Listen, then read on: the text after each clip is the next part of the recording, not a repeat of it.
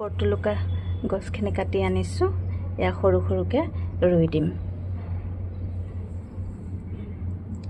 ধুনীয়াকৈ এনেকৈ চাইডে চাইডে ৰুই দিলে কেইদিনমানৰ পিছত চাব বহুত ধুনীয়া হৈ পৰিব।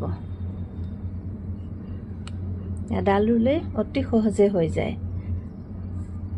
ইমান ভাল লাগে যেতিয়া বাৰিষাত ফুলিব, বৰ ধুনীয়া লাগে। এয়া মই যোৱা বছৰ ৰোৱা আছিল, তাৰ পৰা কাটিং কৰি আনিছোঁ। যোৱা বছৰ বৰ ধুনীয়াকৈ ফুল ফুলিলে। অলপমান মই এটা গামলাত থৈ দিছিলোঁ, ঠাণ্ডা দিনত মানে মৰি যায় এইবোৰ।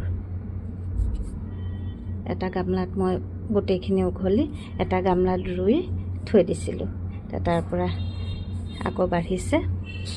এতিয়া মই কাটিং কৰি কৰি বেলেগ বেলেগকৈ ৰুই দিছোঁ। তাত চাব আপোনাৰ কিমান ধুনীয়া ফুল ফুলিব, দেখিয়ে বৰ ধুনীয়া লাগে। আপোনালোকে ক'বচোন বাৰু কেনেকুৱা লাগিল মোৰ ভিডিঅ'টো, আৰু আপোনালোকেও পালে এনেকৈ ৰুই দিব, খুব ধুনীয়া লাগিব। এতিয়া বাৰিষা দিনত চাব ধুনীয়া হৈ বাঢ়ি যাব।